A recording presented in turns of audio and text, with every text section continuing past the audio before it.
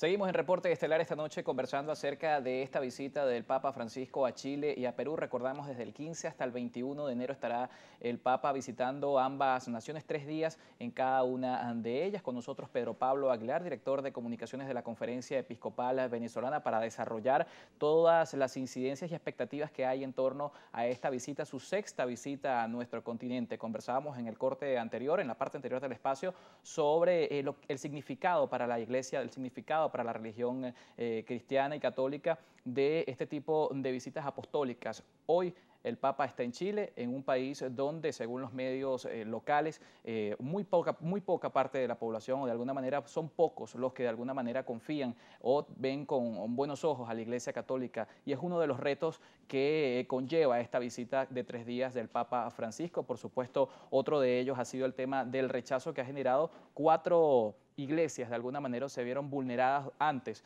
de la llegada del Papa Francisco, del Sumo Pontífice, a esta región. ¿Cómo visualizan también y de qué manera este tipo de situaciones pueden jugar en contra o en favor de la visita del Papa y, por supuesto, de alguna manera van a orbitar en el desarrollo de ella el rechazo que hay y la desconfianza que, según encuestas como Latinobarómetro, que han sido manejadas por medios locales, pudiese tener un impacto dentro del desarrollo de esta visita? Sí, fíjate que al Papa Francisco le preguntaron si sentía algún temor de poder ir ante estas situaciones de conflicto que se pueden haber presentado. Él decía que no, porque su misión es justamente llevar un mensaje de esperanza y llevar el Evangelio y compartir un encuentro especial con los católicos de esas naciones. Chile es un país de casi 18 millones de habitantes. Está organizado en 29 diócesis, son 5 arquidiócesis, 19 diócesis, una prelatura, un vicariato y un ordinariato militar. De esa manera está organizado el país y el número de católicos más o menos es aproximado entre 13 millones y 14 millones de católicos. Entonces, ahí nos damos cuenta justamente ante el total de la población que no es tal vez como los medios de comunicación muchas veces quisieran presentarlo, ¿no? De que, bueno, el rechazo total de la población, no, solamente son pequeños grupos que se entiende justamente tal vez los derechos que están exigiendo o las quejas que puedan tener que han sido escuchadas. Hace un momento te mencionaba lo que el cardenal Esati decía justamente, y es por eso.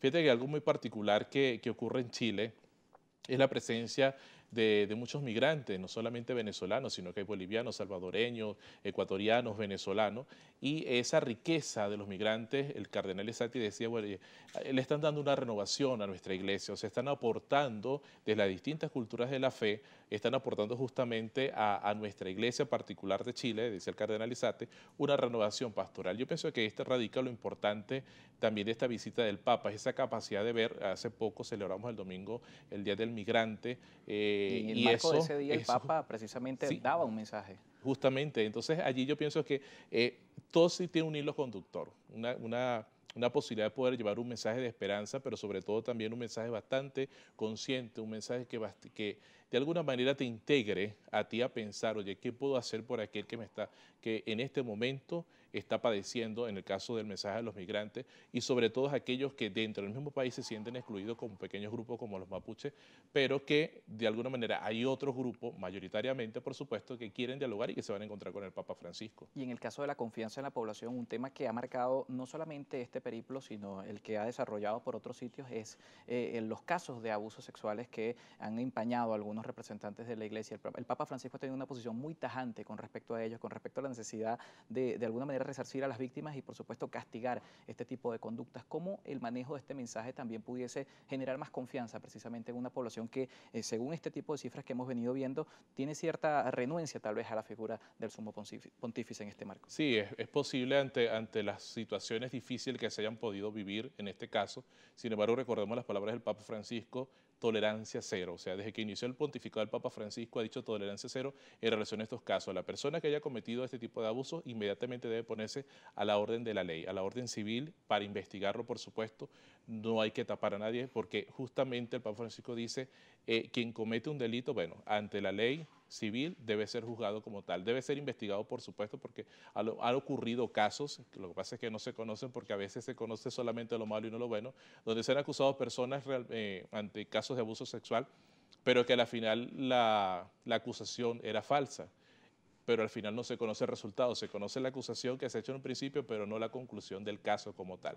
En el caso de los que han sido verdaderos como tal, se ha dispuesto justamente ante las leyes, la disposición, aquellas personas que lo han hecho, o sea, no se niega justamente que ha ocurrido, pero justamente el Papa en ese afán, esa preocupación por las víctimas de encontrarse, lo ha hecho en otras oportunidades, lo hizo el Papa Ratzinger, Papa Benedicto XVI lo hizo en su oportunidad, y Papa Francisco seguramente lo va a hacer, como lo ha hecho en otras oportunidades en otros países, y es esa disposición del reconocimiento de la falla, pero también de poder ayudar a la víctima, de poder ayudar a aquella persona, y allí es donde entonces comienza a generarse esa nueva confianza como tal. Por supuesto, cuando ocurren casos, eso genera cierta interpelación y tal vez rechazo por la misma situación difícil que se pueda vivir.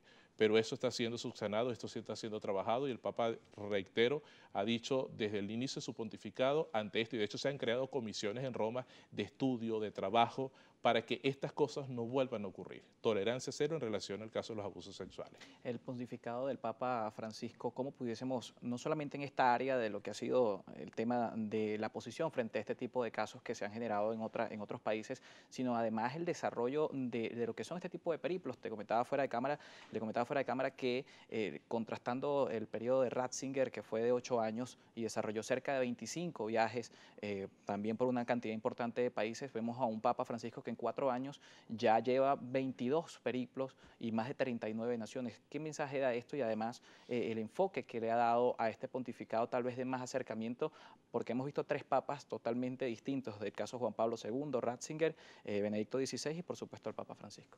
Sí, fíjate que los viajes apostólicos de San Juan Pablo II, que fueron muchísimos, un récord que difícilmente, a lo mejor tal vez algún papa pueda hacer en este momento. Sin embargo, tuvimos al Papa Benedicto XVI, que también realizó los viajes fuera de Italia, que sin embargo hay gente que no conoce que dentro del mismo país, porque él es el obispo de Roma, tiene que visitar las parroquias justamente. El Papa Benedicto XVI, por supuesto, con su personalidad cercana, una persona afable, tal vez algunos dicen, bueno, porque el Papa Benedicto no me gustaba mucho porque tiene una cara dura. No, era una persona muy cercana, muy afable, una persona muy inteligente. Más enfocada en el área doctrinaria, la sí, doctrina y de la fe. lo que pasa es que, claro, cuando se desconoce es muy fácil juzgar, porque de repente ante la televisión podemos tener la apariencia de una persona, pero cuando no conocemos quién es realmente desde el corazón, no nos podemos fijar en los grandes atributos que puede tener.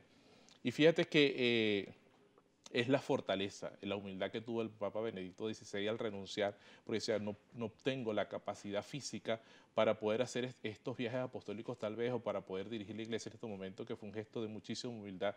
Y bueno, toca ahora la dirección al Papa Francisco, que ya tiene 4 años, ha ido a los lugares más lejanos, Bangladesh, Sri Lanka, Filipinas, tal vez, Myanmar, o sea, han ido a países que tal vez han sido de difícil acceso, pero que sin embargo dice, bueno, es allí donde debemos tener esa cultura del encuentro que tanto el Papa Francisco muchas veces nos menciona. Bien, momento de hacer una nueva pausa acá en Reporte Estelar. Con nosotros Pedro Pablo Aguilar, director de comunicaciones de la Conferencia Episcopal Venezolana. Invitamos a la audiencia a participar con la etiqueta de la noche Papa en Chile por GB, y la cuenta @reporte_GB sigue a su disposición para que hagan llegar sus comentarios a la pausa, y continuamos conversando sobre el desarrollo de este periplo del Papa Francisco.